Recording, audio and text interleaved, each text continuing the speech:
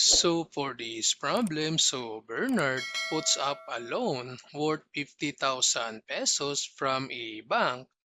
Then if he paid an amount of 65,200 pesos after 4 years, so what is the rate of interest?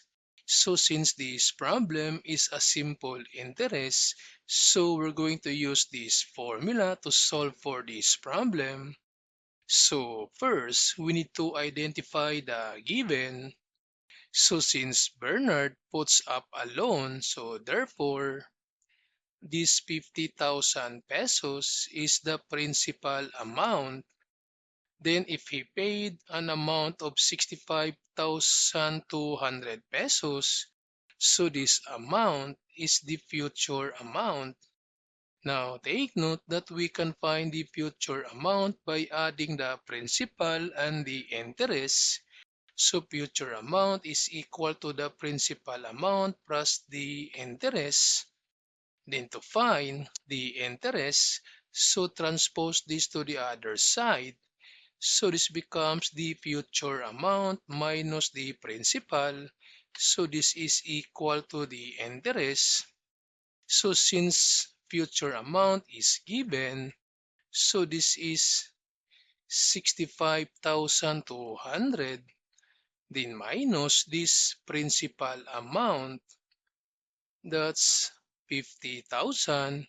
So again, this is equal to the interest. So therefore, the interest amount is equal to 15,200. So from this, we can solve now this problem using this formula. So we have now the interest amount. So that's 15,200. Then equals the principal amount. So this is 50,000 then times the rate of interest. So this one is the unknown times the time, and the time is 4 years. So times 4. Then this becomes 15,200 then equals this 50,000 times 4. So this is equal to 200,000 then times the rate.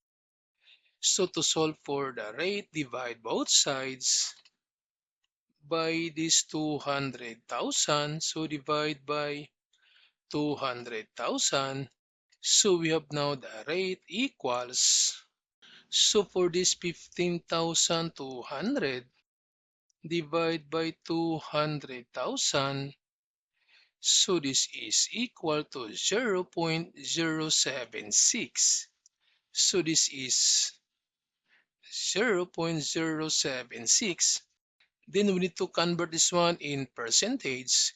So just multiply this by 100. So therefore, the rate equals 7.6%. So the interest rate is 7.6%.